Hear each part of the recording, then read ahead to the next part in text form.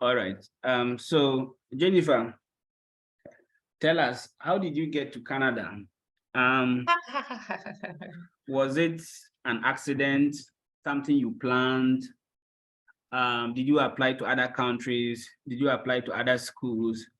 And what informed your decision to choose the institution you are currently? Okay, Vasco, thank you very much. For me on this call, I'm gonna try to be very, very precise, or let me say deliberate, because I believe we are all here like young minds who are here to share information. So I'm really gonna, put everything out there very plain. I'm sure it will help like my colleagues on the call. So for me, I came to Canada last year. And for me, people ask me this question, like Jennifer, you've been to a lot of different countries, you have a lot of friends in these different countries. So why did you choose to go to Canada, like a place where you literally knew nobody, right? Because I could choose to go to other countries, you have friends, family, your life is gonna be easy. But I chose to go to a country where, I don't even know an ant in the country. And I think for me, one thing that really informed my decision about Canada is that I'm just more of a person. Before I do something, I try to look at the long-term benefits it's gonna reap me, right?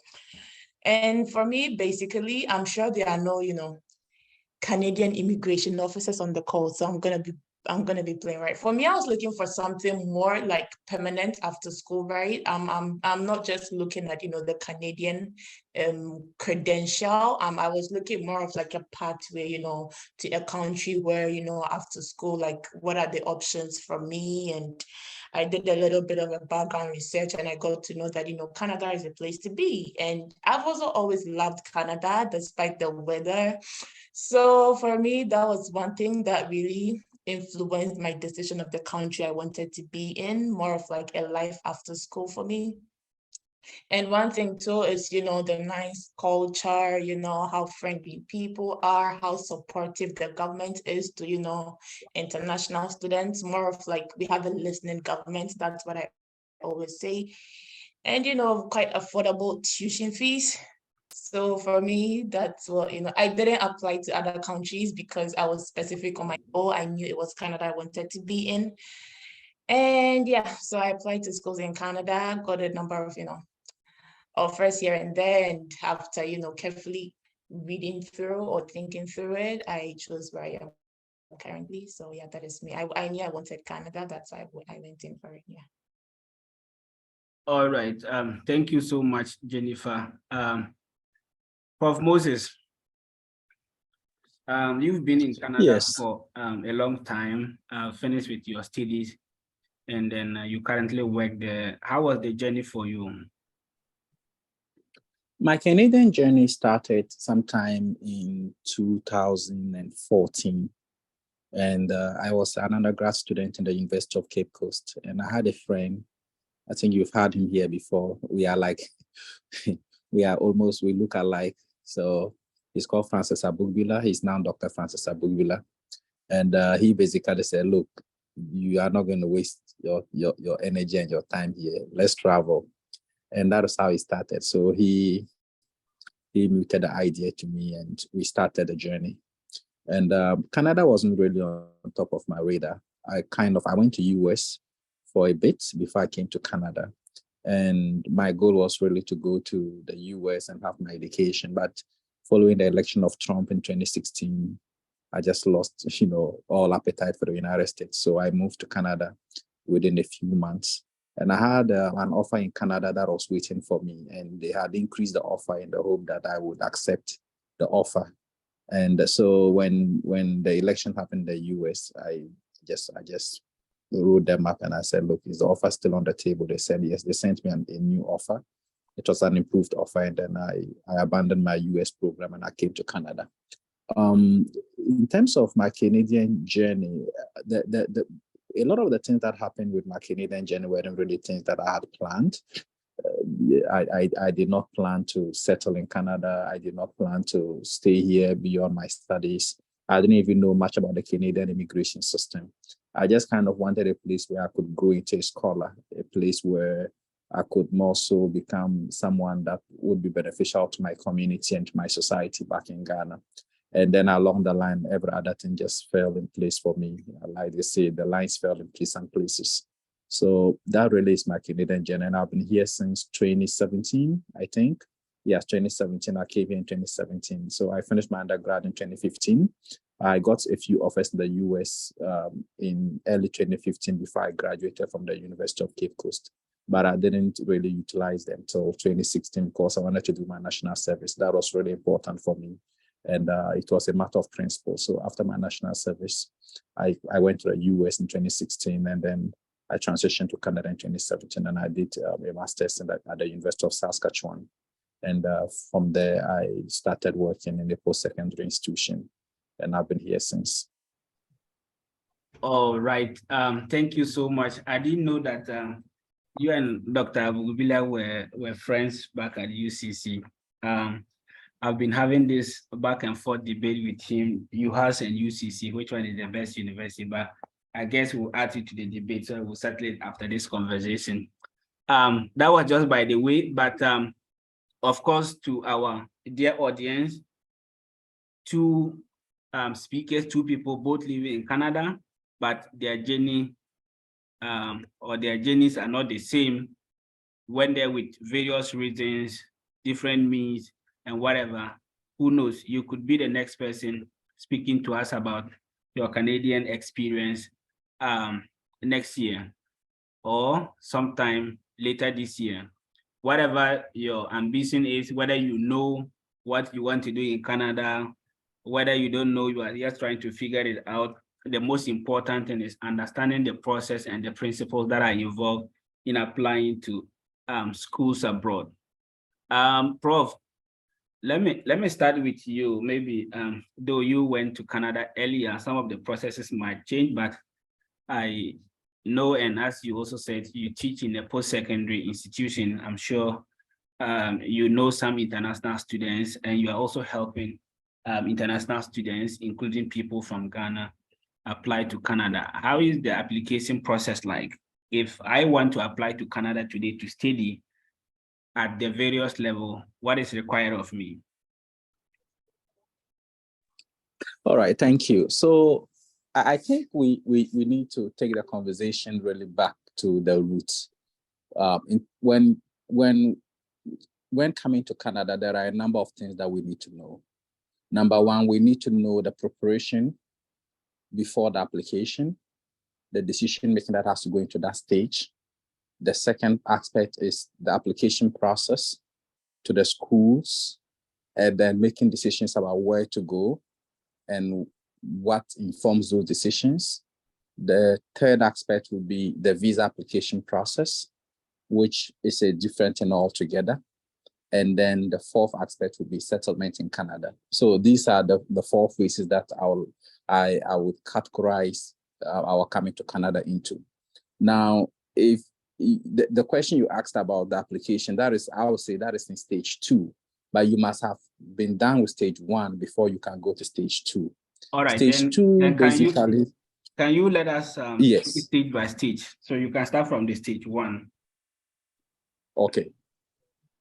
Stage 1, you need to know who you are and what you want. So like our sister Jennifer said, before she came here, she'd been to other countries and she knew exactly what she wanted. She wanted a place where there was a long-term opportunity for her to settle with her family and build something meaningful for herself.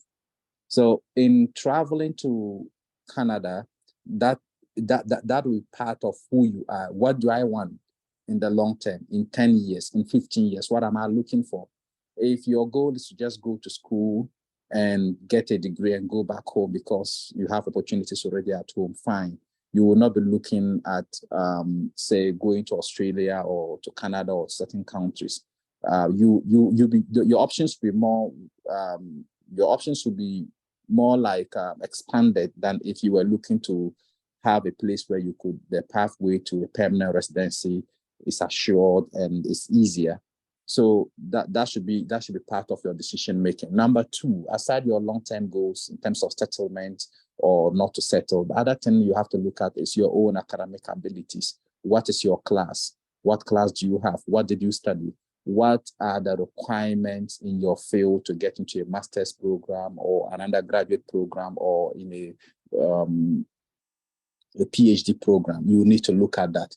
And then also, that also inform whether you should go for a graduate or a 2-year postgraduate program, a 2-year, how do they call them? Like, I think I would say a 2-year undergrad program, which is a post-degree program. We have those in Canada. Say someone did engineering, and now the person finds that he's really interested in doing, teaching. In Canada, we have a 2-year education program for people who have 4-year degrees already, and then they go into that program. They end up as teachers with a teaching certificate.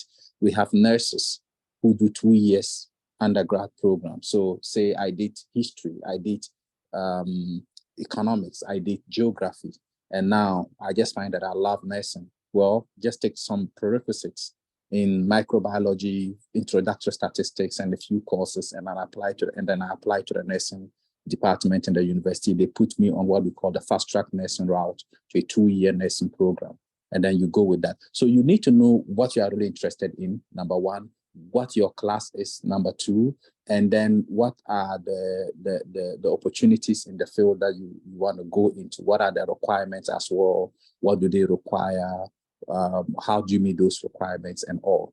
And then also, I think at this stage also, you also need to think about preparing yourself financially, and then also preparing yourself psychologically or mentally, because it's a tough process. You can, I always say on my WhatsApp status that you cannot go through this process while eating chofi and eating chinchenga at the same time. You need to really sacrifice financially, and all of that. So that is the stage. And at this stage also, you are looking at the schools, you are researching. So once you know what you want, the program you want to study, the next stage is to research the schools online, find the specific program that you are looking at. And I always say diversify yourself. If I have a nursing undergraduate degree, I will not just be looking for MSc nursing.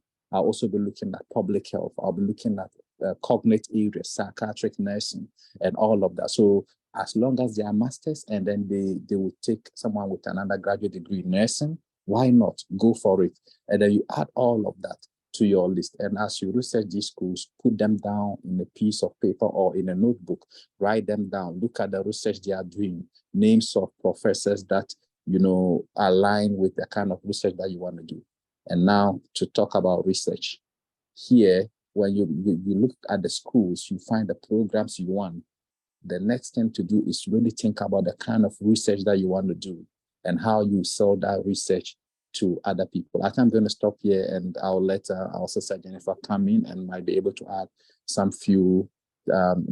add more about what happens at this stage. Yes, thank you so much, Prof.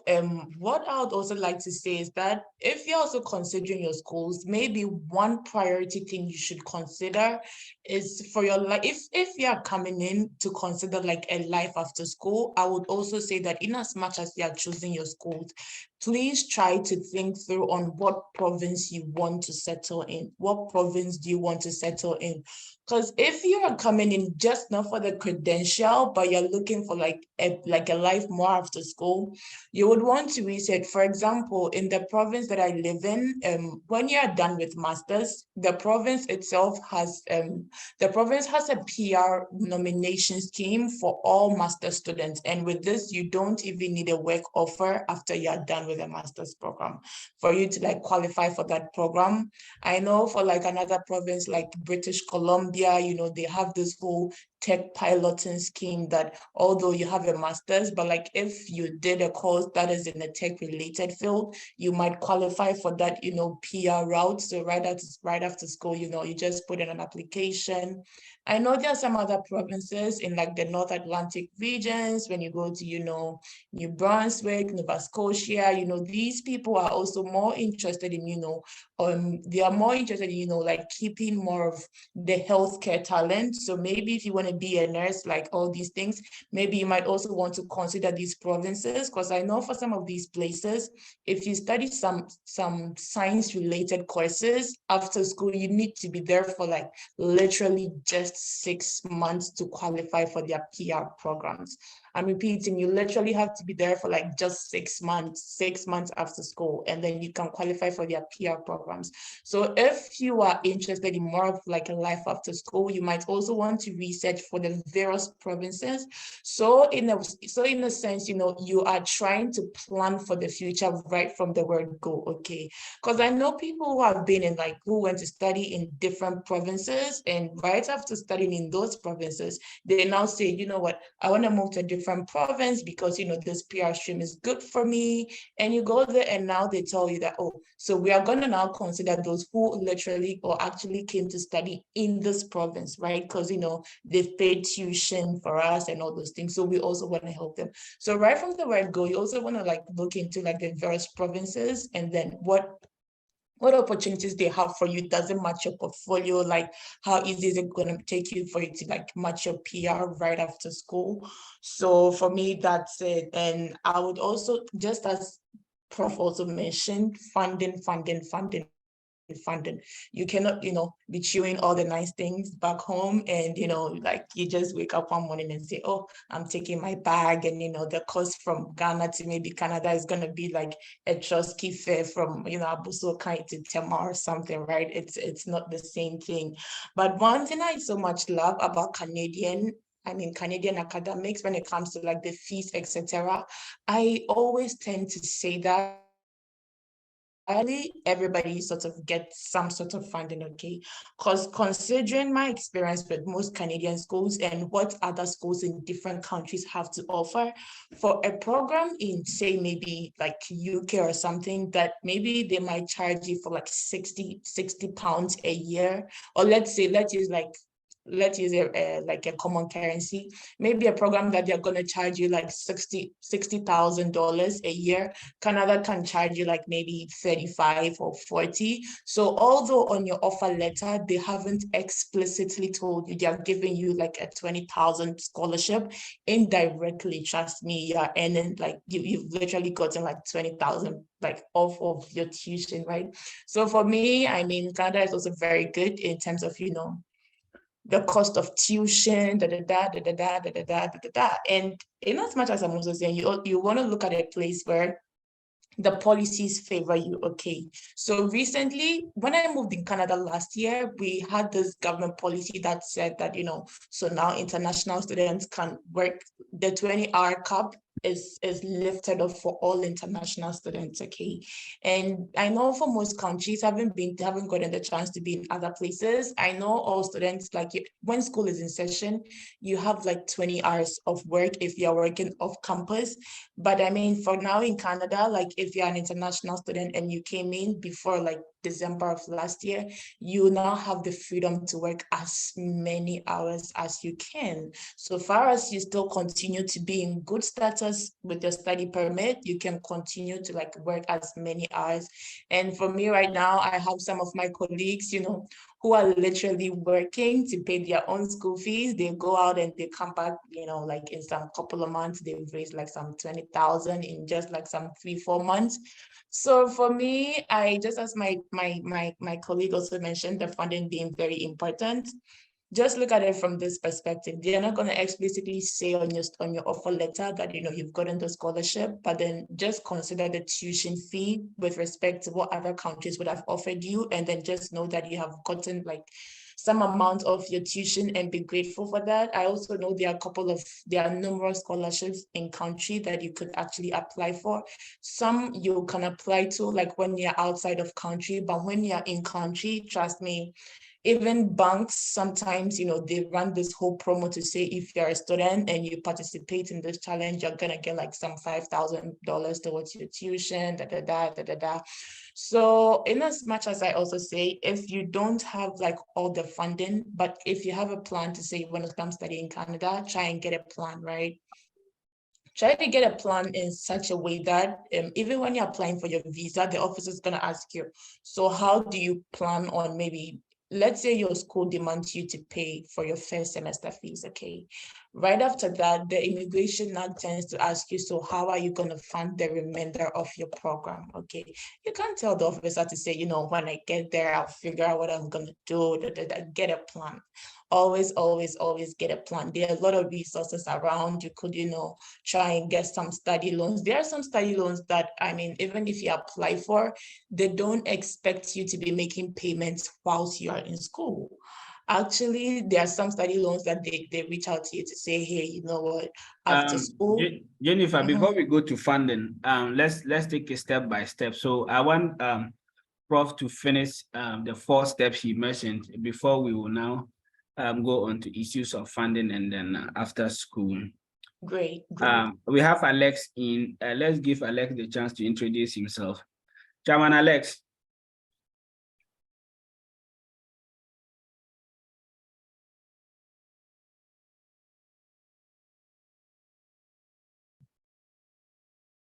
Hello, Alex.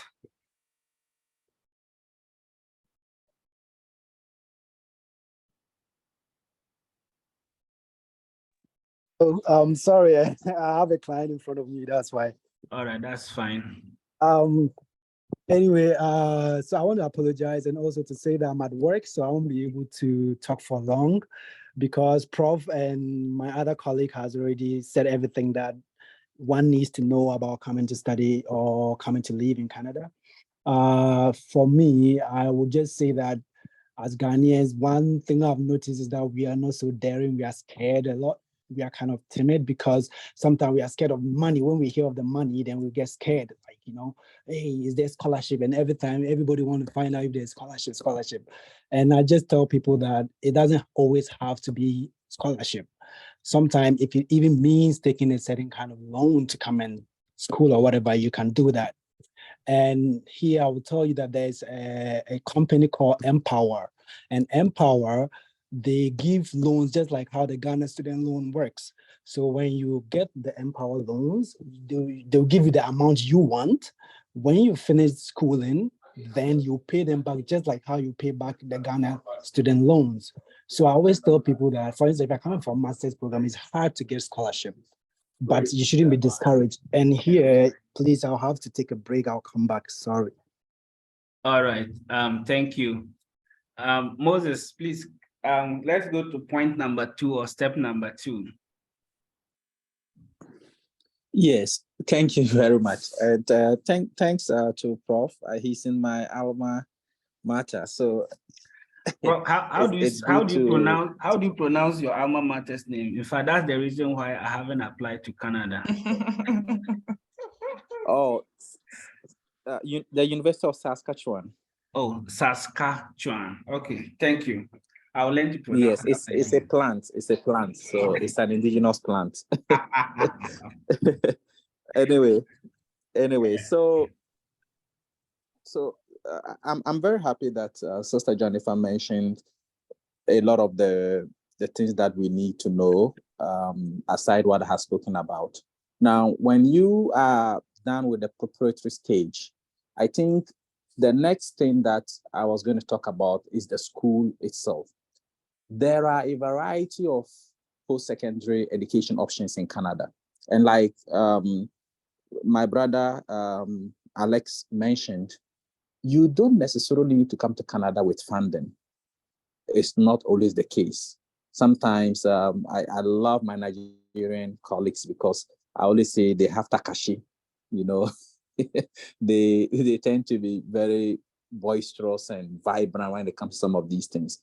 But to just go back to the issue about the post-secondary education options, you have the option of universities that typically run PhD, master's, and undergraduate programs. Those are separate. Then you have the option of polytechnics and colleges. These are career-oriented. These are hands-on programs that they run in these institutions. And I teach in one of them. And our goal is to train people right from the high school or people who have been out of school for quite some time or those who've gone to the university system and, you know, they are finding that probably this wasn't something they wanted, and then they want to rechannel their energies to a different career. They come to these places and then they get a hands-on certification or a program. We don't run masters at this level. We run certificates, we run diplomas, we run post-diploma programs, and then we run undergraduate programs. Most of the time, the highest you get at this level is the undergraduate program. So some would have the name college attached to them, like Algonquin College, Seneca College, Sheridan College, what's the name? New Brunswick Community College. These are typically, I call all of them are polytechnics actually, but they just have the name college. Then there are the real ones that have the name polytechnic. Kwantlen Polytechnic in BC is one. We have Saskatchewan Polytechnic, one of the leading polytechnics in Canada. We have SAIT, Southern Alberta Institute of Technology, it's a polytechnic. We have NAIT in my own place, Edmonton, which is Northern Alberta Institute of Technology. And then we have a variety of colleges just across the country. These tend to have high tuition for students, but they are those with the most returns in terms of employability and financial return at the end of the day. So those are separate. So like I said, the preparatory stage is all about knowing what you want and where you are heading. And then we have those universities that run masters, PhD, undergrad, and all of that. These universities can also be divided into categories. We have what we call the U15 in Canada. U15 are universities that are research intensive. Toronto, McGill, UBC, McMaster, Dalhousie, Saskatchewan, Alberta, Manitoba. These are universities that are high research universities. They've won Nobel Prizes and all of that. They tend to have money that they can give away to students as scholarship, but they are difficult to get into. And then there are tier 2 universities, which are provincial universities that are equally very good, effective, but might not have as much funding as the research-intensive universities. So when you are making applications and you are looking for funding, you have to consider that. And once you are done with making a decision about which route to take, so I'm going to focus on the university route. So you've made a decision that you are a master's degree, you are an undergraduate degree holder in nursing, and you want to come to Canada. So you looked at it, you took, normally with masters in nursing, they'll ask for statistics, they'll ask for research methods, and they'll ask for, I think, one other course, anatomy or so. So you have all of that on your transcript, and you made B's or A's in them at the undergrad level, and you have a second class up at 3.0 in Ghana. You are applying to these schools. Now, you go to a website of the university that you decided to apply to, you look at, you meet all the requirements. Now, the next thing is that because you are coming to do a research-based program, some programs are research-based, others are course-based. If it's course-based, it's most likely that you will not get funding. But if it's research-based, it's likely that you get some kind of funding. So if you are going with funding, look at the names of the professors in the department and find out which of them does research that is similar to what you want to do. And then put the names of these professors on paper. And then when you are done, you need to write a short email to them. We call them cold emails or whatever, but I don't believe in cold emails. I believe in approaching each professor as a human being. It's good to have your research project summarized in about 5 lines in your email, and then approach each professor as a person, read their work and write them a specific email address to them, and then copy your research project that you are thinking of, add it and let it flow in the email. And then you conclude the email and shoot it out to them. Basically, you are telling them who you are, you're interested in the program, the kind of research you're interested in, and how that research tallies or syncs with their own research and their own interest in the academy. And then you'll be asking them if it is okay to apply to the program and then work under their supervision for the following academic year when admissions, when new students are coming. That's all about the email. So normally the subject for the email, and here I will say this, we tend to be very poor email writers because of the way our education system is built in Ghana. So go online, learn how to write emails, go online and, even YouTube, learn how to write emails and write them very well. Sign it off very well, have an email signature, and then shoot the email to a professor. After that professor, look for another professor, shoot emails to them in the same department, and you are going to get a positive response from one of them. And this positive response you get will determine which angle you are going to go next. And write to different professors in different schools and different departments, and the responses will determine where you go with your funded program application. If the responses are positive, then you put that school down as one of the schools you pay an application fee before you apply, because application fees are high, and to pay and not get a response is very painful. So be sure that you are getting these responses from these research-based programs before you put an application in. Let me pause, and I'll let someone also come in. Thank you. Okay, Prof. So I'm hoping that you could just finish the last two, then I'll bring Jennifer in on the next question. Okay, so you mean you want me to go to the non-funded programs, right? You know, you mentioned three things to consider. The first one was know yourself and what you want. The second was the institution.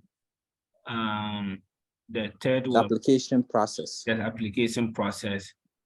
Then okay. So the application process is what I just narrated. That so far, what I've described so far is before you apply to a particular institution, what you need to do. But there are some documents you need to have before, when you are making the application. You need to have a very good CV or resume. Please, in your resume, we don't need to know your religion. We don't need to know your hometown. We don't need to know your tribe. In fact, we don't even care about your marital status. What we just need is your name at the top, your email, and your address, if the address is even relevant. But I'll just say your name, your email, and your phone number, and your university. That is it. That is if you are still in school and you are using your university address. Other than that, your name, your email, and then your phone number will suffice. And that should come as the heading. Beneath that, you will just have, if you are a fresh student or you are coming out, you've not worked that much and you just did national service, it's okay to have your education background as the next thing, as the first item on your CV when you come down to it. Please avoid putting your WASSCE results. Your WASSCE, I went to school in Avrongo Secondary School or senior high school. I went to school in Prempeh and all of that. It's not really going to be necessary. Just put, if it's only one university you've attended so far, put it there, University of Allied Health Sciences, University of Ghana, and all of that. Put that there. Put, first of all, your degree first and the field, the class, and then the university, and then the location. And then the dates from when to when at the extreme end. That is it. And under that, you can now have your work experience for national service. If you did national service, just put it down there. Tell us where you were, what you did from when to when, and then you tell us the roles you played in the workplace. And if you have other work experiences, add them. It's okay not to have so much on your resume, but if you're applying for a funded program, tell us, the kind of research you've done at the undergraduate level. If you've even done, a little bit of community research, you can mention all of that. So I can't really tell you how your resume should look like, but it should really be something that would sell to an admissions committee so that they can admit you if you're applying for a funded program. So the resume is one. So when that is out of the picture, you need to have a very good statement of purpose. And that statement of purpose should ideally not be more than 2 pages. I always say go for between 500 to 1,500 words as in your statement of purpose. That's also another discussion for another for us to go into. And then after your statement of purpose, you need to have your soft copies of your transcript and your certificates. You have to have those ready. I think these are the main weapons you need in your arsenal to do the application to the schools. And then also the last one will be your recommendations. Make sure that you are in touch with professors or lecturers who've taught you before and who can write very good recommendations for you. Even if you had a second class lower in the university, there are still professors who can still write very glowing recommendations for you and tell how much dedication you put into your work, even though you might not have had a first class or a second class upper. So get people who are willing to write recommendations letter for you, and they should be willing to write it and write it very well. And you need to have their emails. Remember this, here they will ask for the institutional email of the professor. So if the professor gives you his email that ends with Gmail, with Yahoo, with Ymail, it will not work. You will need the institutional email of the professor, say at ucc.edu.gh. So these type of emails are what the system would allow. So have all of these ready before you make the effort to sit down to apply to a particular school that you want to apply to. Thank you. All right. Thank you so much, Prof. I really appreciate that. And then, yeah, I've said that we'll get time and then also organize session on CV writing and personal statement. But these are common mistakes. I receive people CVs every day, and I see that they're writing marital status. Some even go as far as putting number of children and those stuffs, and but it's all fine. It depends on your orientation, maybe when you had to start learning to write CV and the purpose for which you did that. But I think a simple search online on Google, say, how do I write a professional academic CV will not hurt, or sample of CV will not hurt. All those things are there on the internet, and then you will have the opportunity to have it for yourself and look at how it's done.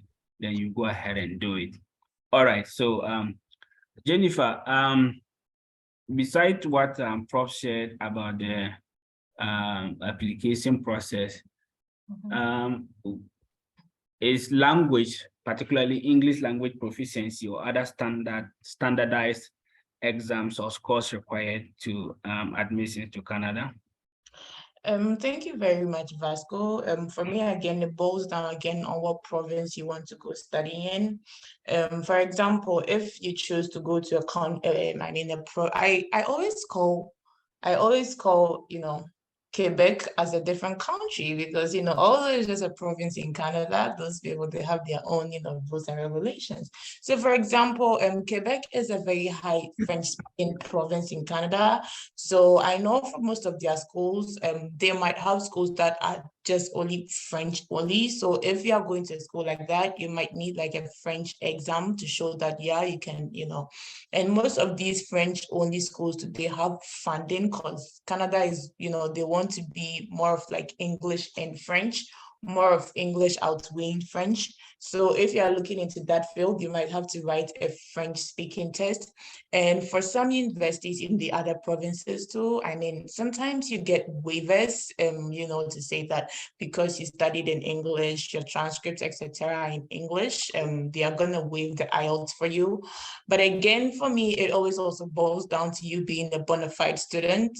For me, I always say that if my school, for example, if when I got the admission, or maybe when I was applying, they told me I needed IELTS, I was going to write a letter to them to say, hey, this is what I've done over the past few years. I studied in English. I mean, it also depends on, your stance in, facing to, try to get things waived for you. Sometimes I have had friends, who speak to universities to say, see, if I really want to pursue this course, but if you still want me to write the IELTS, let's strike a deal. I'll write the IELTS after you give me a provisional admission letter or something, right? So it just depends on you. There are some schools that will really, really insist on you getting IELTS. But again, if you're in a country like Ghana or some other countries where you have studied English, if you still want to go to these schools that do not have IELTS waivers, you can reach out to them. Just be a bona fide student. At least the worst thing they can tell you is a no. They cannot cut off your head. Write to them to say, see, I did this in school. I studied English for like 6 years when I was in school, like since I was born. Ghana is an English speaking country. If you want to, you can give me a provisional admission letter, and then I'll go write the IELTS and bring you my score. So yeah, that's it. There are some schools it's not really needed. So yeah, that's what I'll say. All right. Thank you so much. I think Jennifer mentioned one important point. It was raised one time in another meeting, studying in the US, and it was Dr. Abubila. I don't know whether he's on the call or not. He mentioned it, that he actually did that. He got admitted and they wanted him to write TOEFL. No, he was applying and they wanted him to write TOEFL, and he wrote to them and let them know that he would only write the TOEFL if they review his documents and think that he has the chance or he has met the requirements for admission, and what was only missing was the English proficiency before he would go ahead and do that. And it actually helped him. So there's no crime in negotiating your offer or in negotiating the requirements even before you get the offer. You can always reach out to them. But just as Moses said, most of our Ghanaian brothers and sisters are always afraid, you know, like we know a lot to the extent that we don't even know that we know anything.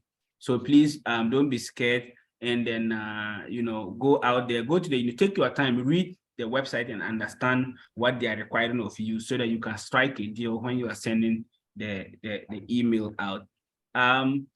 Prof, I will come to you to ask the differences, though I know that you stated that the polytechnics and the colleges are, if you like, are career oriented. I will come to you on your opinion, having studied there on master's level and now teaching at a polytechnic or post-secondary institution. What would be your recommendation to someone coming? But before I come to you, I will go to Alex to speak about the supervisor process, or the process of getting a supervisor. As Moses, you mentioned that it was one of the things you need to do. Since Alex is a PhD candidate, I'm sure, of course, he would have gotten a supervisor before he applied for admission.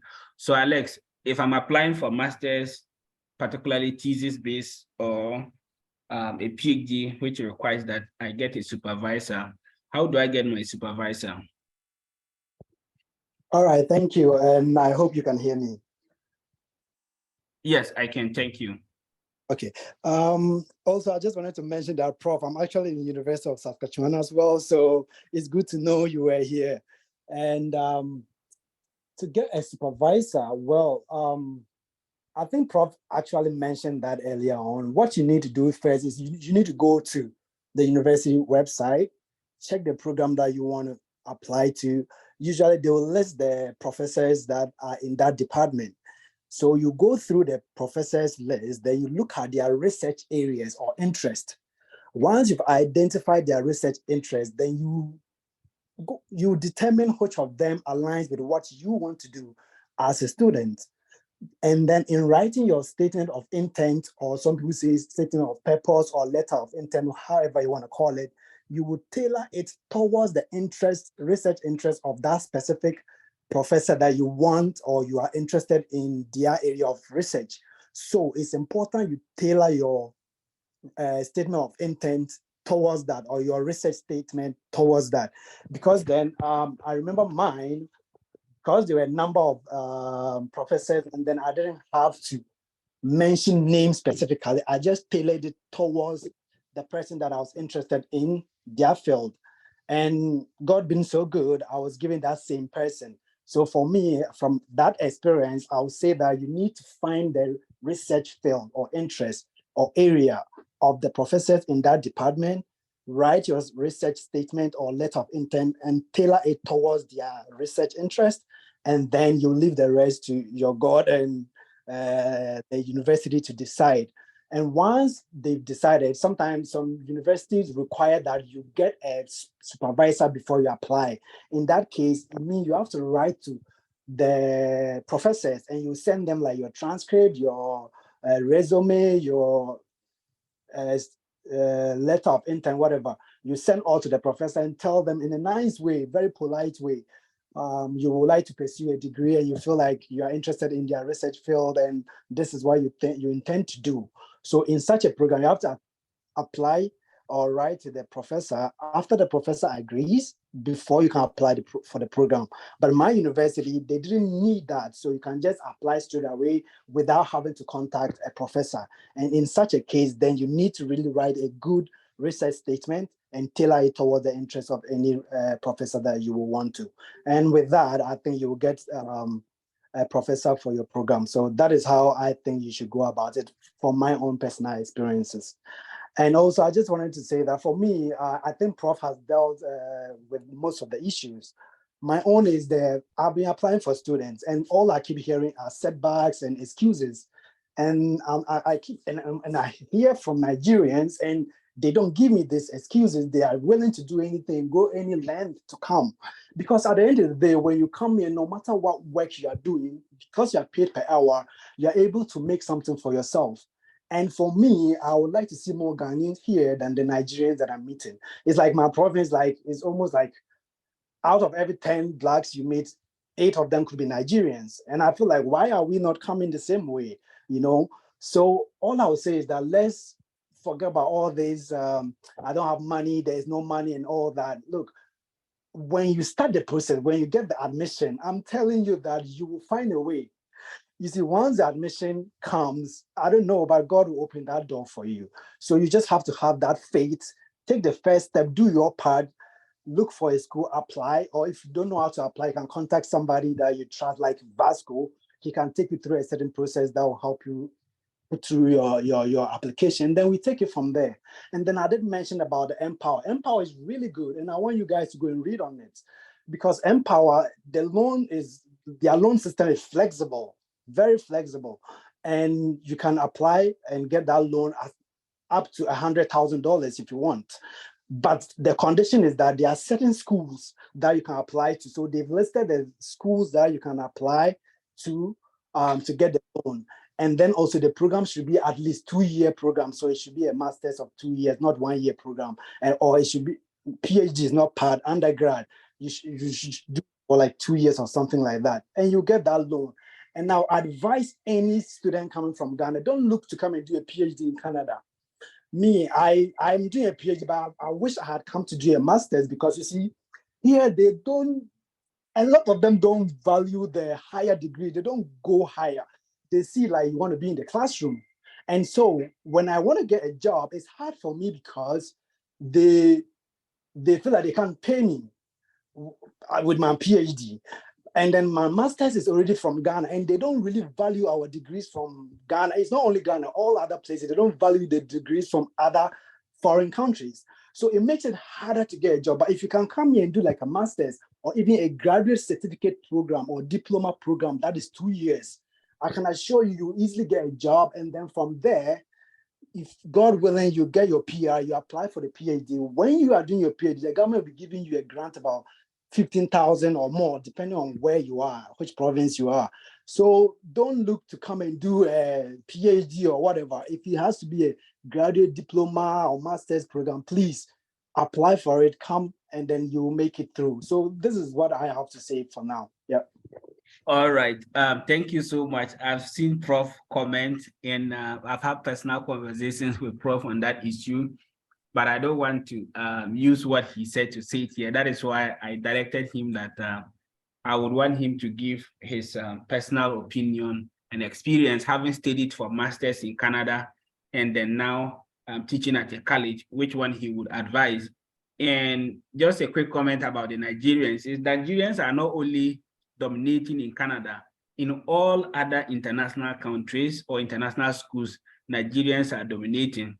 And in fact, in the United States here, the Nigerian immigrants are more educated even than the US citizens themselves. At least more Nigerians have advanced degrees than many of the US citizens themselves. And these are statistics that are clearly stated across. In my former university, American University, at their business school, the MBA program is dominated by Nigerians, and even that was just this past week, the admitted students from Nigeria, the university had to travel to Nigeria to go and meet them. That is only students who are admitted to the MBA program from Nigeria. The university had to travel to go and meet them, has a dinner with them to discuss with them about their coming. And the truth is that these Nigerians, is not like maybe they are super than us, but they are so aggressive. The Takashi is there. They will know how to brand themselves and put them up for success in. So Prof, come in. Should I go to college, do advanced diploma, master's, or I should go to a university and then do a PhD or a master's program? Well, you've mentioned the Nigerians. Lately I have been very particular about helping people from particularly our part of the country in the north. And anytime I try to reach people at home in Zebila, it's always war. So you try to reach those in Bolga, it's war. Those in Bongo, it's war. They sometimes, you know, they don't know what you are giving them. They think you are worrying them, kind of. But just to talk about what you've asked, what do I say? Let me start off with professionalism, or not profession, but I'll talk about professions. In Ghana, people don't value certain professions. Social work, no. Education, no. Nursing only became something of a sought-after program during President Kufuor's time when we were kids. That was when nursing really came to the fore. But even with that, these days, with the unemployment situation, is becoming an issue.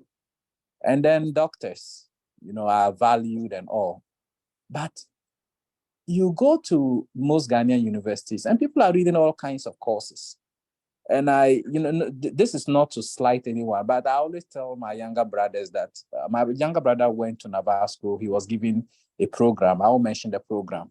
And he was supposed to be reading certain electives. And I said, no, you either do agric, science, general art, or you go to visual arts. And I said, these are the only courses I'll allow you to do. Science, general art, visual arts, and agric. And that is it. So he ended up doing agric eventually. And so I'm just giving you this idea that what we really value at home might not be very valuable in the world today. And with AI and automations, it's becoming harder for people in different fields. Even medical doctors are seeing threats to their profession from the AI field. So what programs should I study? I would say it depends on a number of things. If you are coming from Ghana, you did education, you did nursing, you did social work. I mean, you can progress on that path. The transition process is a little bit smoother, and there'll be a little bit of hard work here and there. I mean, nurses would have to obviously go through the NAS assessment, go through the NCCA assessment or whatever, and then have their credentials evaluated by the nursing body in Canada, and then they get transferred to the provincial nursing body. And then they also do an assessment, and then they'll place you at a certain level. And from there, you write your nursing exams here in Canada, and then you get certified as an international nurse. There are certain catches in there that I can talk about on this platform. Now, teachers from Cape Coast and the teacher training colleges and from Winneba, you come here, you go through the education system, you do your WES assessment, and the province also obviously will allow you to get a teacher certification here that will allow you to start teaching and earning very good money. And then you have to shadow teachers here, of course, learn the rules. The rules here are very different. The way we are trained from, we are not even trained about even contact with kids.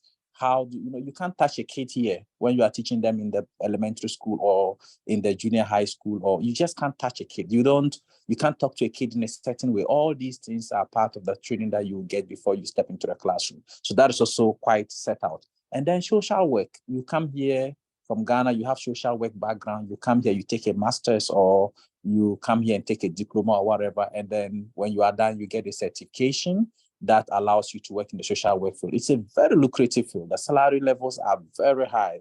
You just have to make sure that you go through the system and get a certification. So these are highly sought after professions. Even in the universities here, I have students who had to repeat 1 year of undergraduate studies because they were in the second year trying to transfer into a Department of Education to do their undergrad in education. And it was so choked that they had to work harder to get a certain GPA to get into the education department. It's the same for nursing, and it's the same for medicine. So these are very top fields here in Canada. So if you are not in these categories of professions, obviously another field will be engineering. Environmental engineering is a very good field. We have areas like chemical engineering, which is also a very good field. But not all engineering programs would necessarily land you a very good job in Canada if you do them at a graduate level, like master's or PhD. It might not land you a very lucrative job. I'm just being honest. So what I'm doing is I'm trying to point you to the areas that are really good in terms of long-term financial gain, so that you can look at that and it will tell you where not to concentrate. Okay, I don't need to tell you where not to concentrate. I want to tell you where to concentrate so that you can know where not to concentrate. If these fields are taken out of the picture, my advice to you is, if you have the financial ability and you have the mental capacity, go for a 2-year polytechnic program.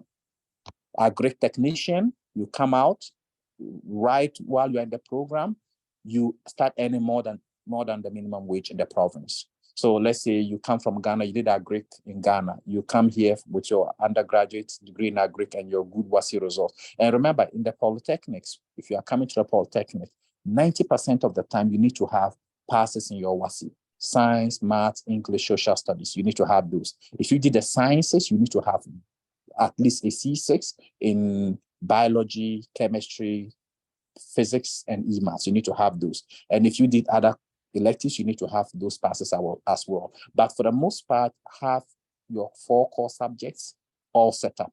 And I did this, my brother and I, for a year, we weren't talking. He couldn't call me, I couldn't call, because there was so much tension when he finished SHS and he didn't make science. I kept telling him that he had to sit down and write the science paper, and he did. And now he's the better for it because it's always there and he can always go and take it up and do what he wants to do with it.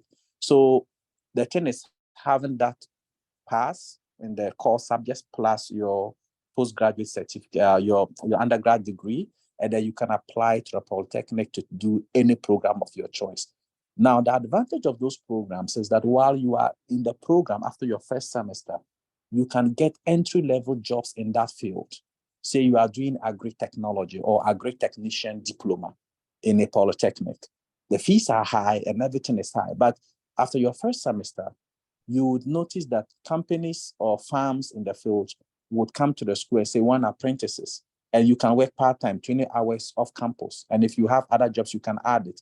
And then you will not be earning the minimum wage. You start a little bit above the minimum wage for the field. And those hours will be enough to even help cushion your rent, your feeding, and all of that. And, and then the rest will follow. So those programs are really good. So what are some of the programs I'm talking about? I'm talking about programs like computer technician, 2-year diploma, environmental technician, 2-year diploma, water and wastewater management technician diploma, 2 years. You can have agri heavy duty equipment technician, which is a field that deals with tractors, harvesters, how to repair them, 2 years. So there are so many of them that you can really go out and apply for. And the only issue with those programs is when you are applying for visa, you have a higher burden of financial proof to the visa officer that you are capable of paying for it. And that is another discussion that we can have. But I'll just say that right off the back, go for programs that have high returns. Even in Canada, I've had situations where I'll say Anglo-Canadian students, those who call white Canadians, they will tell you that they took this course in the university because of their passion for it, not because of the money, because of their passion for it. And those you meet who are, who are really making money, they will tell you, I love poetry. I could take English, but, I went to take mines technology and now I work in the mines. I earn 150,000 a year. If I took poetry, I'll be maybe I could be a clerk somewhere and be taking $15 an hour, and that wouldn't be able to sustain me. So don't always follow the interest, also follow where the possibility for financial gain would be. And then also those courses tend to have high opportunities for PR placement when you are done with the program. Some provinces have special PR route. Even at the federal level, we have what we call the skills trades PR route, and it has very few people taking advantage of it. Very, very, very few. If they invite about 30,000 people or 3,000 people for PR for the main federal skilled workers stream, this other one will normally have like 500 people, 700 people, 400 people, because it's not a route that people take advantage of, because it's a skilled trade route. people who take plumbing, a 2-year diploma in plumbing, highly sought after course. The entry level salary could be around 50,000 plus a year. These are the fields that you need to look up to. And nursing is very good, but we have two types of nursing. We have the RN, which is the degree, and we have the LPN, which is practical nursing diploma, which is also at the Polytechnic. We run that for 2 years. And then when you are done, you come out, you work. It's a good way to get your permanent residency done, your green card. And then after that, you think about what next to do. Opportunities always abound, but make sure that everything I've said, you factor that into consideration when you are making the decision to come to Canada. Vasco? All right. Awesome, Prof. Thank you so much. And for those of you that are asking about individual programs, individual programs, there is no limit to this discussion we are having. If you have management, someone says, how about those of us with management service, health service management and psychology combined major, what is for us? Everything is for you. It depends on what you now want to study. And that is why we're having this conversation. This conversation is not to say that, okay, if you have this undergrad degree or if you have this HND, then this is for you or that is for this. No, this is a general discussion. However, the submission that Moses is making is putting into perspective about which of the courses or the programs that you can do that will fast track your entry into the job market. And that is why we made reference to programs that are offered at the polytechnics and then the colleges. So we'll be taking the questions as they come in, but let me go to Jennifer before I come to the chat box and then start taking questions. Jennifer, yes, so I've decided what I want to do. I've gotten admission and now it's now time for me to apply for visa. What's next? How do I get into Canada? Thank you very much, Vasco. For me, I always tell my colleagues that, getting a Canadian study permit is like someone opening a gate. I don't want to say a gate to heaven, because Canada is a land of so many opportunities. Once you enter in, the country itself does a whole lot to make sure that you stay back with them. Okay, when you enter, they really want to make sure you stay back with them. I mean, when you're applying for a study permit, for me, I had a very, very interesting experience when I was applying for my study permit. To sum it up all, it took me 3 months. And for me, when it comes to study permit applications or visa applications in general, I always say that you have to be a bona fide student. Okay, who is a bona fide student? A bona fide student is one who believes so much in his or her capabilities, who believes in his or her experiences. So it's not just to say, I want to come to your country to come and study, I am telling the officer, see, officer, I have many years of experience in this. When I come to your country, this is what I'm coming to contribute. I have diverse experience working in these sectors. I can see that currently maybe you undertook this policy on I mean, when I come in, I'm also going to give you that whole vibe. So for me, when I was applying for my visa, one, I got a program that I had to pay out of pocket, and I didn't have a problem paying that because for me, right after junior high school, I mean, I have all my studies I have done right after junior high school has been free. I didn't have to pay for senior high school. It wasn't under free SHS, but I didn't have to pay for senior high school. I didn't have to pay for uni. I did a whole lot of other things, right? Traveling here and then I didn't have to pay for anything. So for me right now, if I have to now pay out of pocket, like to pursue this, I believe it's a good investment on my side, right? So I applied just as Alexander's mentioned. I also applied for the Empower program, got some funding. And when I was applying for my visa, I was advised I had to get a certain amount of money in also my bank account to show to the officer to say, I have money waiting for me in Canada. But I mean, if I get there maybe for the very first 3 months or like the very first 6 months, I have enough cushioning. And for me, I didn't have all that amount. It wasn't a huge amount. I mean, I wouldn't bring it here, but for me at that time, in Ghana, when I convert my whole Ghanaian currency to like the Canadian, it wasn't a lot. And just as our colleagues have mentioned on the call, guys, you don't have to sit back when it comes to finances. For me, yes, I had like 70% out of what was being required of me, but I added a visa officer letter to my application. I made sure I was making a very, very, very strong visa application, because officer, I have gained admission. I have very good experience. I'm not going to let you deny me based on financial situations, right? So I wrote an officer to the letter. I am like, good day, Mr. Officer. I mean, thank you very much for taking time to review my application. I schooled in this school, you know, University of Ghana, read a bachelor's in economics, graduated with a very good class, you know. I've had the experience to, you know, join policy experts in the UK, in the US. I have done this for my country. And now I am trying to pursue this program because my country is at a dire need where, you know, we need some relevant technical expertise, right, to come save our economy or something. I am like, you know, these people, it's not like it's a machine that is going to decide on whether they give you the visa or not. They are also humans, right? So try to explain things to them, try to, you know, speak to them, try to tell Mr. Officer, like, officer, this is why I need this at this time, right? I told them, I'm like, see, officer, I am the only girl child of my parents. And for me, my family education is one thing that is of high interest in my family. You can't be in my family and just, you know, be playing around, not in my father's house. So I explained all this to the officer. I'm like, I'm my father's only girl child, and in my family, education has been it. When I added my resume to my visa application, I'm like, Mr. Officer, from my resume, you can see like all the schools I have been to. I didn't even have to pay because I was a very good student. See my contribution to my community, da da da da da da da da.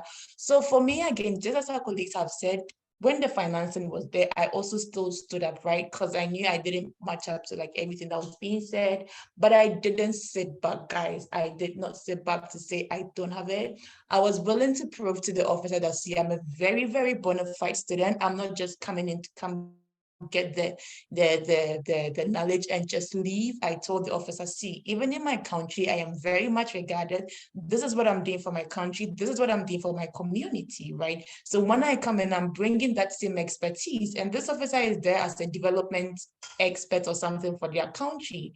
So this is a person who is coming in with brilliant ideas. She has worked on many projects. You know, if we bring this person in, they in the long term are also seeing that when you come in and after your school, you are definitely going to apply for a postgraduate work permit, right? So you are going to apply all your knowledge and skills to their economy, okay? So when it comes to the visa section, just know that these people are humans. Even if you have had like past, you know, visa refusals and everything, just know that the officer is a human. Just write a visa officer letter, okay? And then just indicate, they just want you to tell them the truth, right? I had a friend who was once banned from the UK due to misrepresentation.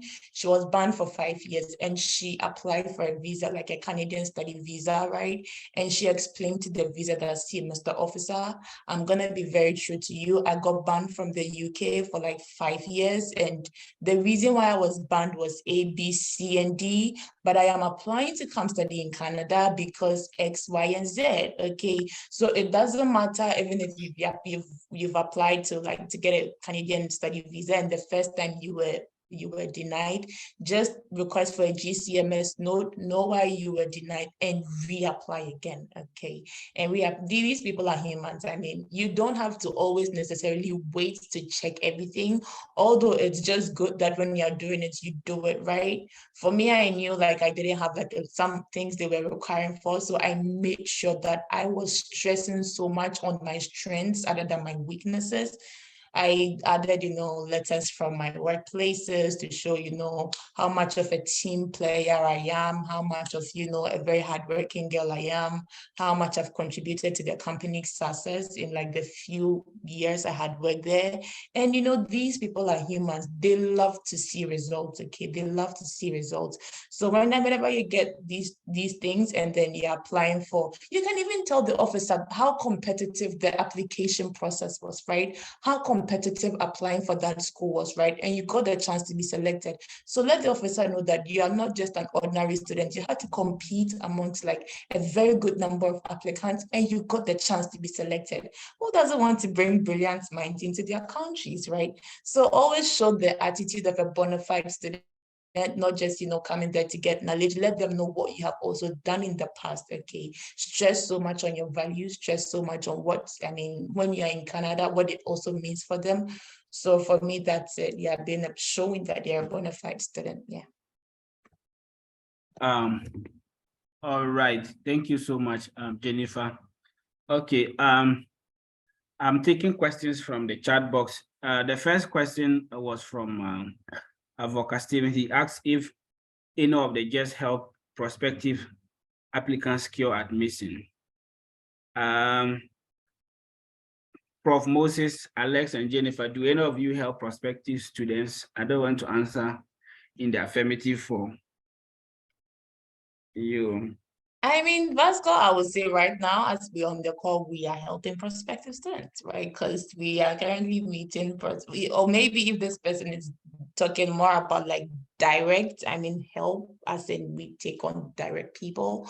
For me right now, I have like very limited time, everything, because I'm also a student, but I help people that, I have worked with them before, or like people I have mentored before, like I know their abilities, right? So like, more of like you just choose like random people that, you don't even know their work experience, you don't know their leadership experience. For me, it's also my way of giving back to community, right? So, you identify the talent in your community, you're like, see, why don't you go do this, right? And it's because when I start with them, I'm coaching them through to the end, right? So it's not just something I just start and then I abandon.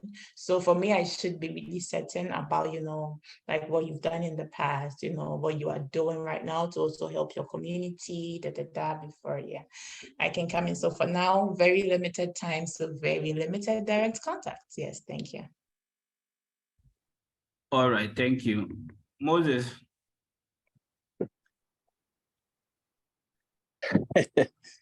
How do I say this? For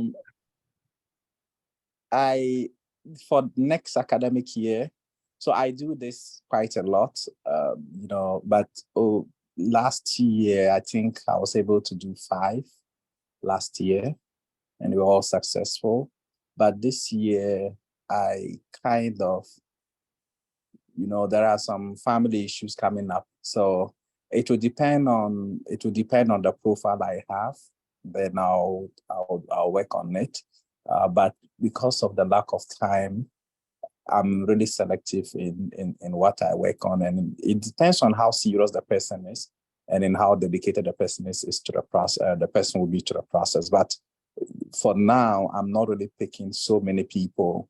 I have quite a number of people on my line already for next year. So it just depends on the kind of profile I have on my hands, and then that will determine who I work with. Yeah. And do you do that at a fee, or you do that as as pro bono? So I have an organization, like a company. I have a company that I do this. Okay. So a lady runs the company. I do the work, but she runs the company. So I do all the visas through that company, school and visa and all of that, US, Canada, and the Netherlands. So the Netherlands is also on my radar. Not the UK though. I don't really do UK, but just Netherlands, Canada, and the US. I do that for a fee. But we don't really have money at home. So like I said, it depends on the profile that I have and the promise that that person holds for the future in terms of giving back to their community. That really forms part of the basis for taking on a particular person. All right. Thank you. Yeah. Alex, how about you? Yeah. So my friend and I, we also do, just like Moses said, we do it at a fee, but also is based on a number of factors before we take you on. Because for us, we do almost everything for you. We write your statement of intent, whatever, your resume, everything. We do basically everything for you. And we search for program and everything based on your degree that you've attained and all that. So basically, you don't do much. And then we take you through the visa process and everything. or after all that, then we'll take you, we'll charge you. So for us, we don't take money until you get admission. The only money we will take is for the application fee, the application to the school. And we use that to apply for. It's only when you've got admission that you have to pay us something. But for myself, it's been a lot of pressure on me. Like there's just so much to do. So it depends. Like I also said, it depends if we have the time and we see that this person has a very good GPA, because that counts. And why not? We can always make room to help people out. But also, I just want that no one should feel discouraged that, oh, I can't come and study abroad or whatever. Vasco, probably you knew me at UHAS, but you didn't know my background. And from where I'm coming from, if I'm here, I can tell you all here that you can all come here. There's nothing too strange or too hushous about it, you know. It's just starting the process, getting the right documents, asking the right questions, and you can also come here. So yeah, that is, if anybody is interested and want us to help, we can help, but it will depend on some factors before we will take you on board. Yeah. All right. Thank you so much. So someone was asking if I could help them apply to any school in Canada. Unfortunately, at this moment, I don't offer, if you like, educational consultancy services like Alex and Moses do. I only create a platform for us to share ideas and information about the application process. So if you are interested, you can get in touch with either Alex or Moses, and then let them discuss your profile with you. And I've shared their names in the chat box. Please go and connect with them on LinkedIn and Facebook and take the conversation from there. And then those asking for the numbers, you can get the number, but the truth is that these are also very busy people with their own schedules, academics, combining extra activities with what they are doing right now. So getting the phone number may not be very helpful to you. And even if you connect on social media, some of you have very funny way of connecting people. You want to chat with the person, you don't send the person a friend request, you don't follow the person, you rather go and try sending a message to the person so that it goes to their chat as a message request. It will take you years before they respond to you. Or those of you that have money to connect and go and send message, you go and say hi and go away. No one is going to be responding to hi or hello on social media, whatever the platform is. Particularly, most of you without complete profile, you don't have a picture, your name is Quincy something, sexy something. No one has time to be responding to those messages. So if I were you and I go and connect with Alex or Moses or Jennifer on LinkedIn or Facebook, I'll go like, hello, Alex. Good evening or good morning from Ghana. My name is Vasco Ayere. I participated in the Study in Canada seminar where you spoke about, and I was really impressed with your submission. And I'm reaching out to you to see if you could help me on so and so. But don't say, don't go and say, hi, can you help me apply to Canada? No one is going to respond to such messages. Even after introducing yourself, if you are asking for the help, be specific about the kind of help you want, because there are so many ways of asking for help. To just say that, oh, can you help me apply? They can help you apply, but what do you want? So be very specific about that when you're connecting with them, whatever the platform you are reaching out to them. That is very important. And I think Moses mentioned this when he was talking about the emails to the professors. In fact, he has been gracious enough. He has shared with us one that I'm about to share with you, a sample of a letter to a professor, so that you can be using that. But please don't go and then copy verbatim and then even forget to edit what is written properly and correctly to suit you. It will go against you. Someone is asking if there could be a one-on-one arrangement. Not today, because we will not have the time to do one-on-one today, but it will be good for you to connect with them on their social media platforms and you take it away from there. Which universities offer scholarship to foreign students? Pius, if you are still on the call, or any other person who is here and you are asking this question, or you intend to ask this question, all universities offer scholarships and all universities don't offer scholarships. That is what I always said. It depends on the profile and the quality of the candidate that is applying to. There's always some level of scholarship given. And as Jennifer mentioned, if you're applying to Canada in specifics, whatever is given, you always know that there's a discounted price of it that you are getting, because when you compare it to other countries, you see that it is far less. But though they will not tell you that you've got a scholarship, the amount you are paying to let you know that this is a scholarship you have. All right. The next question is okay, please. Okay, yeah, the recording will be made available. I will share that with you. Okay. What program did you apply? Okay. All right. I think Moses was asking someone. All right. Thank you. Please send them to me. Can we have email address? Email addresses here. Connect with social media. Hi. How do you apply for schools outside Ghana? Kelvin, that is a very vague and big question that cannot be answered here, and that is exactly what we are discussing here. But for those of you who are asking for the list of schools in Canada, it's very easy. Go to Edu Canada. I will type it in the chat box, by Edu, like short form of education, then you add Canada. That's the good thing about Canada. They have all their institutions.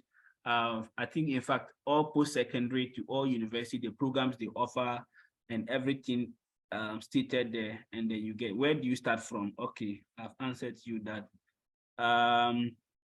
The next one says, okay, the list of schools I've mentioned, go to Edu Canada, you will get it. And what advice apply for research base? Okay, Jennifer has answered that one. And then to inquire about, okay, yeah, so connect with any of them and then take it from there. Moses Ghana also says that he's a potential first-class student interested in pursuing masters in business administration. Is there hope? Please, like that question, what do you mean by is there hope? You are a first-class student and you're asking yourself whether there's a hope. Is it because it's a business-related program or what? You are a first-class student, so you should be the one that Canada is looking for. If you really want to continue with the masters, even at the polytechnic and the colleges level that Moses mentioned about, they also have business-related program that you can do, and then when you finish, your job is secured. But if you also look at it and look at the requirements with what you have and what the university is asking, you cannot, and you think that, okay, switching to do mechanics, switching to do auto mechanics, or whatever the case is will suit you better, then you do. That is in the case of those of us who are looking for an opportunity to what? To japa and then look for something else to do. And as Alex said, if you're here and you are planning to do a PhD in Canada, please reconsider your decision. In fact, I've listened to so many people, anyone who has been to Canada before, especially those looking for or who have resided in Canada, that's what they will always tell you. In fact, even if it's a one-year master's, go and do, rather than to go and then do a PhD in Canada. And someone is asking about public health. What are the prospects? Of course, there are so many prospects. If there are no prospects, I wouldn't have been here. Though I'm not in Canada, I'm in the US, but Canada and the US are no different. Please develop the habit of reading and doing basic research for yourself. So many alumni from UHAS are there. They finished their school. They are on their permanent residence. Some are on their post-graduation work permit and the rest. So for public health, there are opportunities in every country that you would be applying to. Okay, someone was asking for Jennifer's personal contact. Yes, I've asked. So if you are with health services management and whatever your major is or your undergrad degree is, you always have an opportunity. And Ayada was asking and like about opportunities, public health opportunities outside. We are not talking about public health opportunity. We are talking about to study in Canada. So I'm sorry, we may not be able to respond to your question. How about the scientific programs such as, yeah, Prof, I think I would like you to talk about the biomedical science, the physiotherapy and the speech therapies as they relate to the polytechnics and the colleges. I personally did some research on that, but I think you'll be in the best position to do that. And this person is also closely related to your area of study, formerly from UCC. The person did BA Kusal with linguistics, and they want to know what program or what area they can study in. So, Prof, if you could take those two questions before I continue with the rest of the questions. Yes, so the biomedical sciences are a very good field. Biomedical, public health, and all of those, they are very good fields. If you are looking to do the program in the Polytechnic, I would say the most likely programs might be biomedical engineering or sciences. Biotechnology, we have medical laboratory, we have optical sciences, which deals with eyes. We have programs that you could even take that when it comes to those fields, the opportunities are endless. The opportunities are endless. Now, there is a particular field, a particular program that not many people kind of talk about when it comes to the health sciences. And that is, how do we marry IT, the sciences, and then information, or the information sciences, not information and telecommunication technology, but information sciences, IT, and then the health sciences. Now, there is a program called Health Information Management. So for those of you who are doing, I saw a lady ask, you read the lady's chat where she said, I think health services management and all of that. There's a program in the Polytechnic called Health Information Management. Very, very good program. Now we have the KIMA, which is the Canadian Health Information Management Association.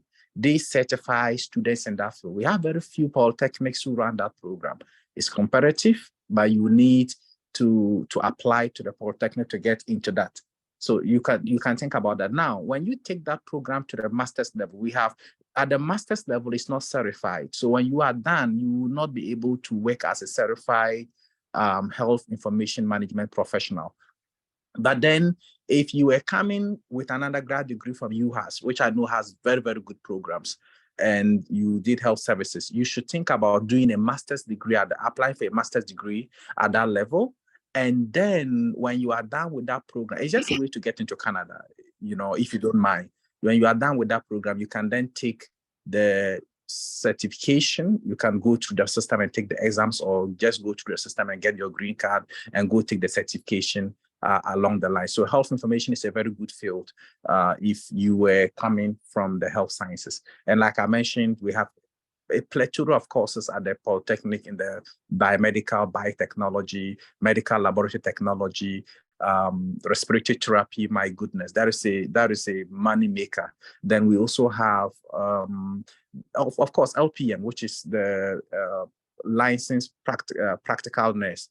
And then we also have just a lot of courses available in the Polytechnic. So you have all these options for you in the sciences. Look, those of you from the sciences, you have so many options available to you that you shouldn't be here asking, what do I have to do? You should be asking, which field am I comfortable with? And that should be that. Now, you spoke about Kusal. Someone did Kusal. Well, I didn't do the languages per se, but I did a minor in English. I did a minor in English, but with languages, you could take, I would say, focus more on master's programs with the languages. If you did Kusal, think more in terms of linguistics. So I'll give you a research project, for instance.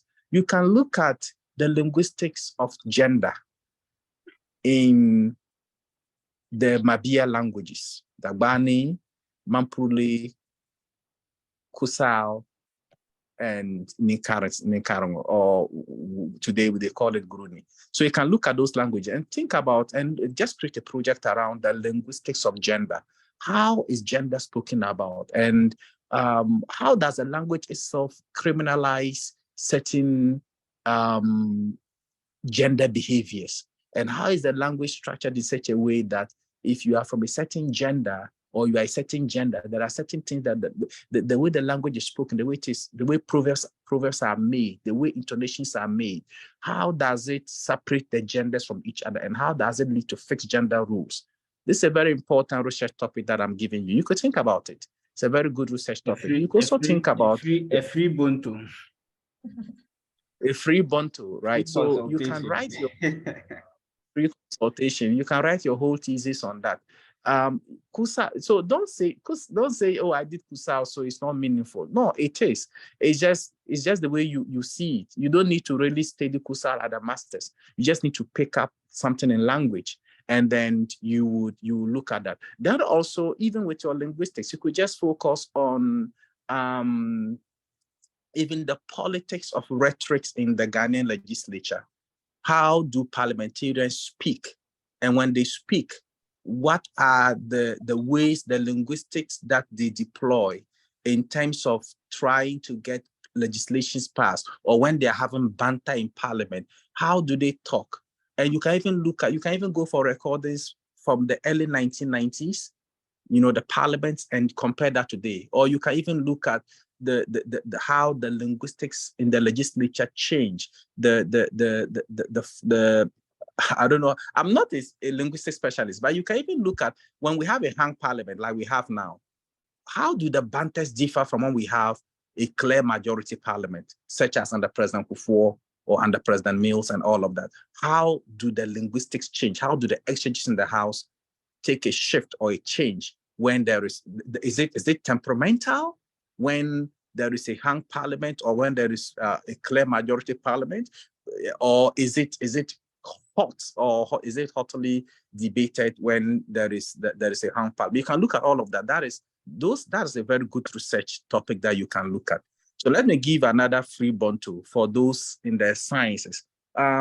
So have you noticed that when we have the other day, Vasco, if you remember on my platform, I was talking about fishing and the contamination with the use of plastic, right? Yeah. So in my WhatsApp, so you can think about that. So those of you from the fishing communities in Ghana, if you did environmental sciences, you did the biological sciences, and you are interested in lab work, you could actually create a research that you can send out to professors in the West here and tell them that, look, I'm interested in working around plastic residue in smoked fish and in processed fish, locally processed fish in Ghana. The women get the fish, they go and process it, bring it to the market, and then they sell.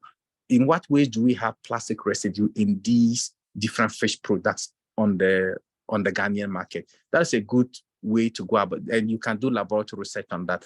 And when you come here, do have the labs and everything for you ready to go. So these are the ways that, so when I spoke about statement of purpose earlier in the discussion, this is where your statement of purpose become important, because you are going to take your research interest and then you are going to position it in your statement of purpose.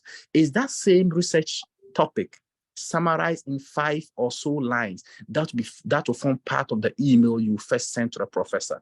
So make sure that before you send that email, also have your statement of purpose done.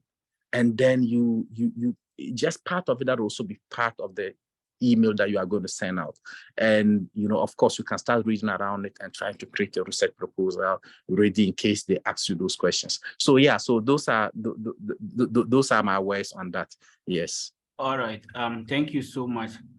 Someone has bachelor's, a diploma in education and BCom, and you want to do IT. Why not? It's highly possible. You just need to make sure that you look at the school and the requirements to see that you've met the requirements. Some of the deep IT programs require that you have physics and maybe some engineering or some calculus. But if it's the advanced diplomas or diplomas from the polytechnics and colleges that Moses spoke about, you can do. It's not something that you cannot do. Danny, how can you apply for visa before you apply for admission? On what visa will you be applying for? So please, the answer to that question is no. You apply for admission before you apply for visa. Okay. Please, is it advisable for graduate nurse from Ghana to apply for work in Canada before pursuing masters or vice versa? It's clear, of course, if you are applying for work permit in Canada, it means that by the time that your work permit visa will finish, you might be heading towards your permanent residence. And when you get permanent residence or possibly to citizenship, the school fees you pay is lesser. So if you have the opportunity to apply for work in Canada, apply for the work first before you apply for masters because of cost implications. What are the opportunities there for people with advanced degrees and in the US? Moses, please, you had a master's degree from US, or you started a master's in US before you moved to Canada. Can you answer that question? Yeah, so if you have a master's or PhD from the US, this is what I'm going to advise you do. Number one, even if you are coming to Canada using the school route, please immediately start the process to get into the Federal Express Entry Program. Use it, because the Canadian system is designed in a way that it penalizes you for getting older. So if you have a master's or a PhD from the US, sit down and take what we call the IELTS exams, IELTS General. We have two tests. We have academic and we have general. Take the IELTS General in the United States. And I've had to do this for a lady. I did a PR application for someone some time ago, and she advised her to take it because she had a master. So just go ahead quickly and take that IELTS exams and do very well on it. And then have your masters from the US assessed with WES for immigration into Canada. You go to the WES Canada website, not the US website, and then create an account and request your assessment of your US degree with them. And then they'll send it directly to the Immigration Service of Canada. After that, add your language test score, and then you are good to enter the Express Entry profile. And then stay there, use your work experiences and all of that, your age and all of that. The whole system is a fair system. It doesn't cheat anyone. And once you set up that way, you can be in the pool. And who knows, when the points drop to where you are, it picks you up. And it happens all the time. So in my case, that was what I did. I came to Canada in 2017 and I got my green card in 2018 because I utilized my US degree. At a point, I wanted to abandon it, but they allowed me to write my thesis, within 2 months, and then they did whatever that had to be done on Skype. So we did it on Skype. I defended it on Skype, and I used that degree to get my Canadian green card. So it's possible to do that as well. Now, when you have that degree and you are using this route that I just mentioned, it's okay, but it's also okay to want to use school as a backup option as you are waiting on this one. So you can then apply to schools here in Canada and come in as an international student and be in the system while you are also looking up to the PR system to pick up some time. And, however it goes, you are still going to get the green card here in Canada. So for those with long-term goals of settling in Canada, but then you have US certifications right now, these are the options for you. All right, thank you so much. So those of you who are still asking for the contacts of the speakers, please, as their names are on the flyer or as I've typed it on the chat box, go to LinkedIn or Facebook and you will find them with these names. Otherwise, if the speakers don't mind and you want to share your emails or phone numbers directly, that is also fine. You can do that in the chat box. Which province would you recommend? It depends on number of factors that you would have to check out yourself by yours. Opportunities for people, there, whatever field you have studied, whether environmental health, science, whatever it is, there are so many opportunities for you. Okay, I will not talk about the contacts. May we know the cost involved when to be in touch, get in touch and know the cost involved. In fact, before they will even be talking about the price, they will want to see your profile before they talk about the cost. How do we get in touch with the speakers? Priscilla, I've asked that you connect with them on LinkedIn or Facebook, or if they've shared their phone numbers or emails on the chat stream, that will be fine. All right. Okay, can I start the Canadian study permit after getting admission without paying the first semester tuition deposit? Before you cannot, because they would have to give you the invitation to apply for, and then yeah, you have to give you the invitation for you to apply. And if the school requires it, if you don't apply, if you don't pay it, you cannot even apply for it.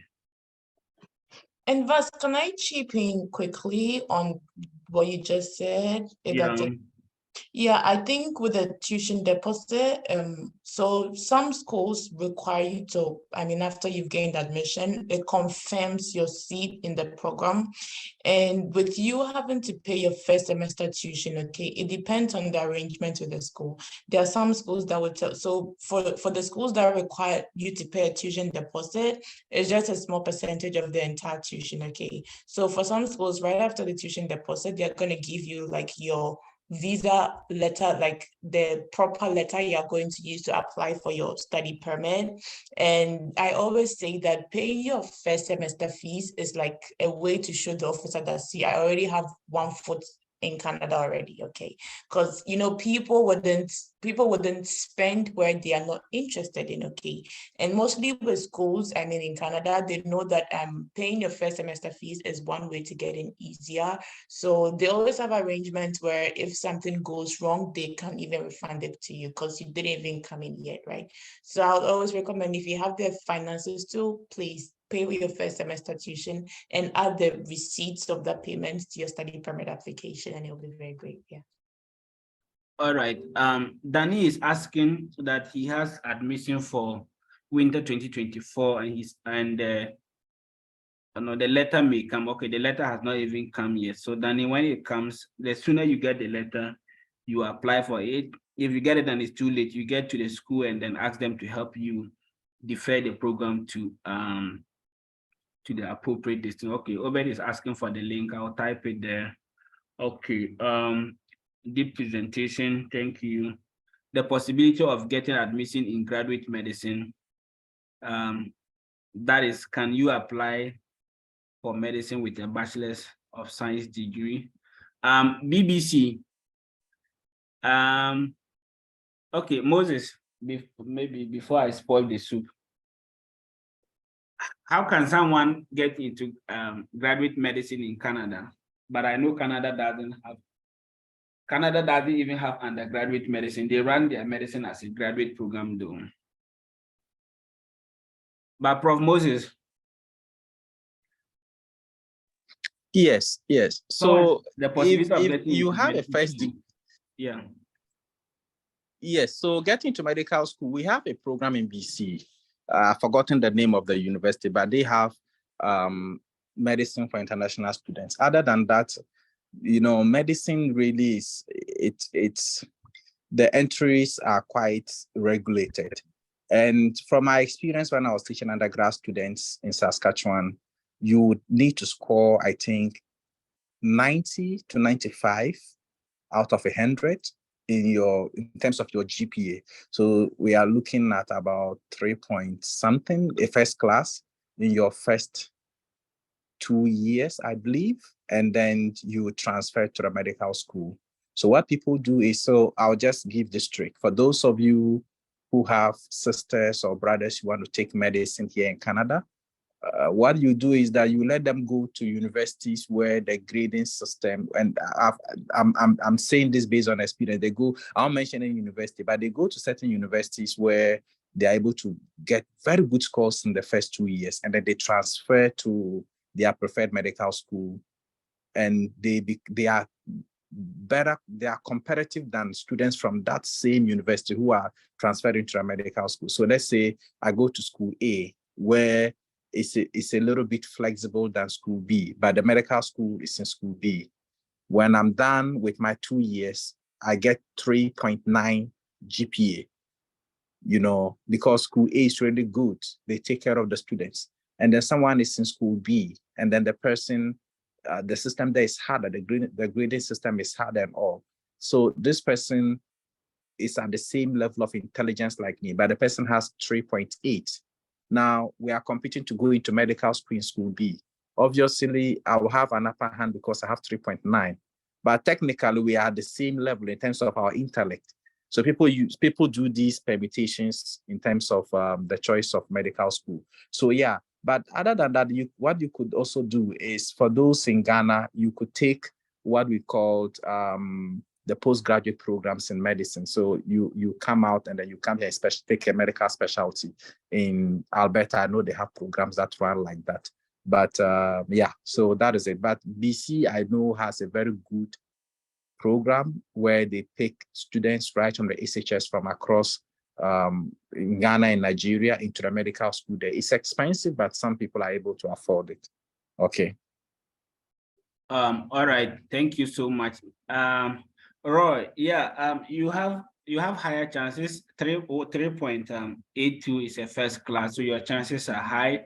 But just to know that no admission is made just on the basis of only your GPA. They look at your application in totality, though there will be a mark or a score that will be given for GPA. So you have higher chances of getting into, and whether you should focus on research-based or coursework totally or dependent on your interest? What are you interested in? Are you interested in academia? Do you want to go to research, or you just want to get something to move beyond? And as Moses said, or Alex said, if it's a research-based program, there are higher chances that if you secure a supervisor or a professor before applying, then you will get funding. But most of the coursework do not come with funding. So it's a number of factors to consider or to weigh in before we can answer your question fully.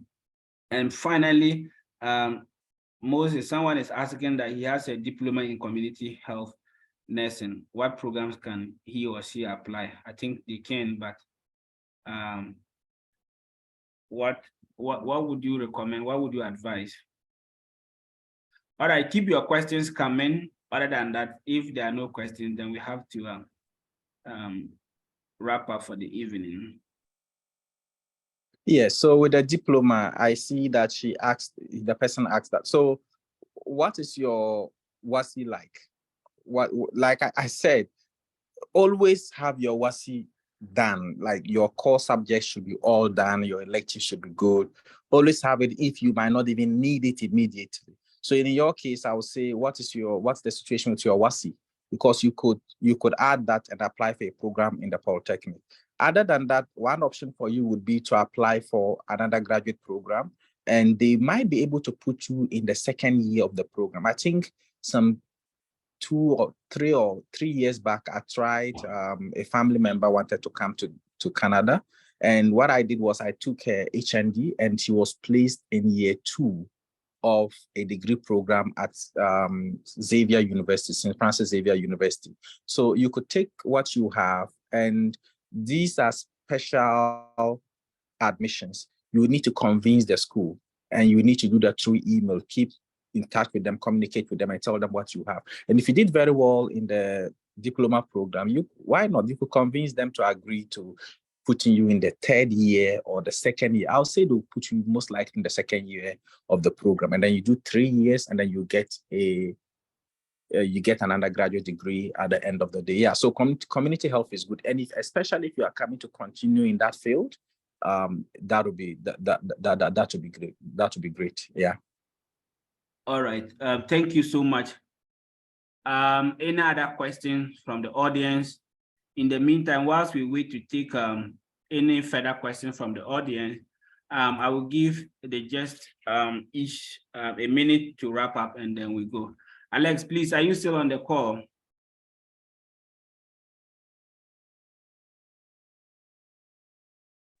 Yes, I'm here. All right, 1 minute wrap up. Oh, like I said earlier, I just want to encourage everybody to don't focus on the challenges, don't focus on the excuses. Take a step, contact somebody, research on your own. I mean, these processes is not so complicated. You can actually do the applications yourself. And I think Prof has done a very good job with how he explained all the courses, the program, which one will work better for you and all that. So I just want to encourage all of you to take a step. And like I said, I would like to meet more Ghanaians here. So I wish everyone the very best. And yes, you can contact me too if you want via Facebook, and then we can take it from there. And Vasco, thank you for giving me an opportunity to be part of this platform. Thank you, sir. Thank you, Senior Alex. Alex was my administrator back in UHAS. Jennifer, 1 minute of your time.